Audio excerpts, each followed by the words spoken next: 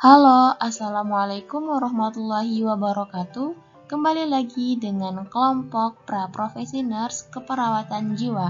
Kami dari mahasiswa S1 Keperawatan Fakultas Keperawatan dan Kebidanan Universitas Nahdlatul Ulama Surabaya yang terdiri dari Fitria Diana, Irna Lestari, Aimatul Hanifah, Ummu Rizka Abidah, Robiatus Soleha, Novita Sari, Evi Fatimah Rusdia, dan Juliatik Ragil di bawah bimbingan Bu Nur Hidayah. Pada kesempatan kali ini, kami akan menjelaskan tentang gangguan kecemasan atau ansietas. Selamat menyaksikan. Sebelumnya, teman-teman harus tahu tentang keperawatan jiwa. Apa sih keperawatan jiwa itu? Keperawatan jiwa adalah proses interpersonal. Maksudnya adalah di mana kemampuan seseorang dalam berkomunikasi, interaksi, dan membangun hubungan yang efektif, yang berupaya untuk meningkatkan dan mempertahankan perilaku pasien yang berperan pada fungsi yang terintegrasi. Sementara itu, kesehatan jiwa atau kesehatan mental adalah tingkatan kesejahteraan psikologis atau ketiadaan gangguan jiwa. Kesehatan jiwa terdiri dari beberapa jenis kondisi yang secara umum dikategorikan dalam kondisi sehat, gangguan kecemasan, stres, dan depresi. Nah, pada kesempatan kali ini kami akan membahas tentang gangguan kecemasan atau ansietas pada dewasa. Kecemasan atau ansietas merupakan reaksi yang sering terjadi pada keadaan sakit, pengobatan, dan sistem perawatan kesehatan itu sendiri. Bagi sebagian klien, kecemasan merupakan saringan terhadap persepsi dan reaksi mereka. Bagi sebagian lainnya, kecemasan dapat menjadi bagian dari sakit yang dideritanya. Ansietas sendiri diklasifikasikan menjadi 3 kelompok, yaitu ansietas ringan, ansietas sedang, dan ansietas berat.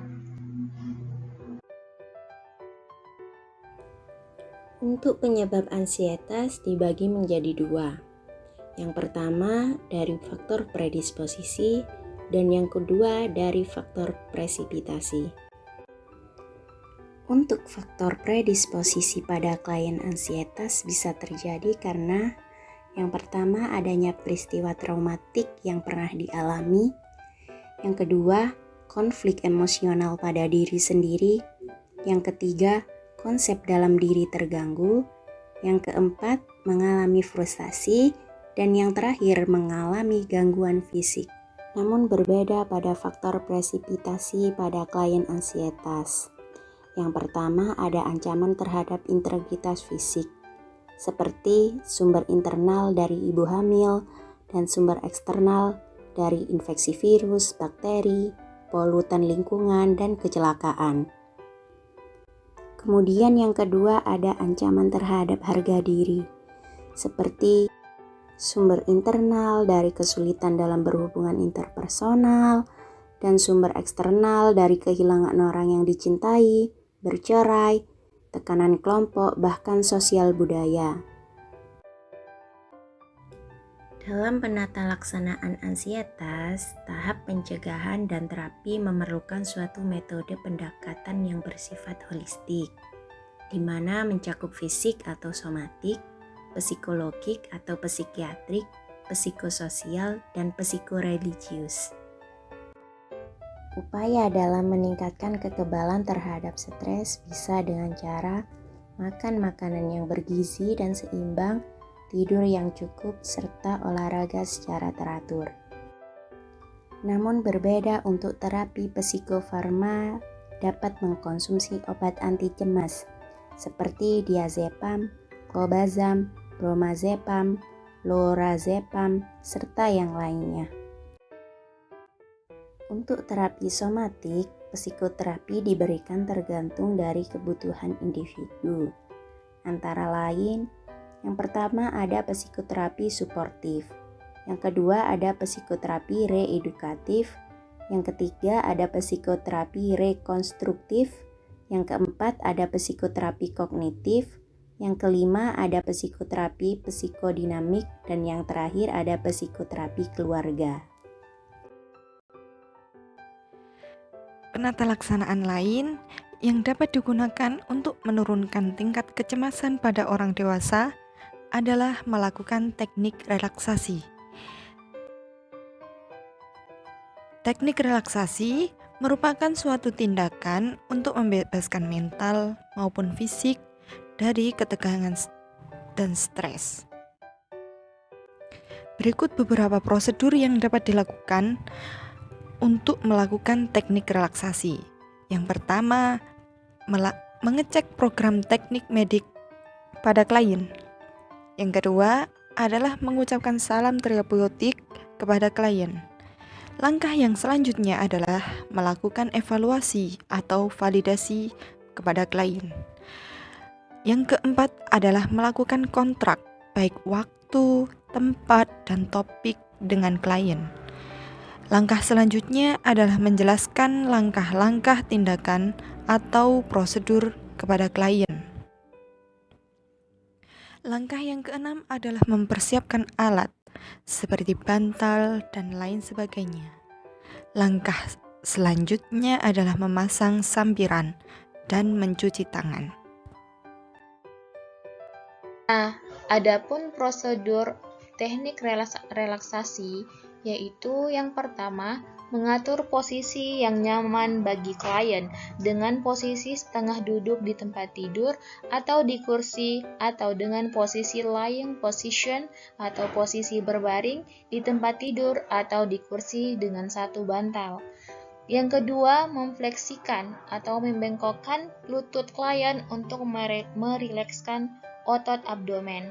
Selanjutnya, menempatkan satu atau dua tangan klien pada abdomen, yaitu tepat di bawah tulang iga. Kemudian meminta klien untuk menarik napas dalam melalui hidung, menjaga mulut tetap tertutup. Hitunglah sampai 3 selama inspirasi. Dan selanjutnya meminta klien untuk berkonsentrasi dan merasakan gerakan naiknya abdomen sejauh mungkin. Tetap dalam kondisi rileks dan cegah lengkung pada punggung. Jika ada kesulitan menaikkan abdomen, tarik napas dengan cepat, lalu napas kuat melalui hidung. Proses selanjutnya yaitu meminta klien untuk menghembuskan udara melalui bibir, seperti meniup dan ekspirasikan secara perlahan dan kuat sehingga terbentuk suara hembusan tanpa mengembungkan pipi. Teknik forced lip breathing ini menyebabkan resistensi pada pengeluaran udara paru, meningkatkan tekanan di bronkus atau jalan napas utama, dan meminimalkan kolapsnya jalan napas yang sempit. Selanjutnya, meminta klien untuk berkonsentrasi dan merasakan turunnya abdomen ketika ekspirasi. Hitunglah sampai 7 selama ekspirasi. Selanjutnya, menganjurkan klien untuk menggunakan latihan ini dan meningkatkan secara perlahan, 5 sampai dengan 10 menit. Latihan ini dapat dilakukan dalam posisi tegap, berdiri, dan berjalan. Selanjutnya, merapikan lingkungan dan kembalikan klien pada posisi semula. Membereskan alat, mencuci tangan, dan yang terakhir, mendokumentasikan tindakan yang telah dilakukan dan memantau respon klien. Nah, itulah tadi materi yang dapat kami sampaikan. Kurang dan lebihnya kami mohon maaf. Ingat, kesehatan itu tidak hanya tentang apa yang kita makan, tetapi tentang apa yang kita pikirkan dan kita rasakan. Tetap positif, salam sehat untuk kita semua. Terima kasih. Wassalamualaikum warahmatullahi wabarakatuh.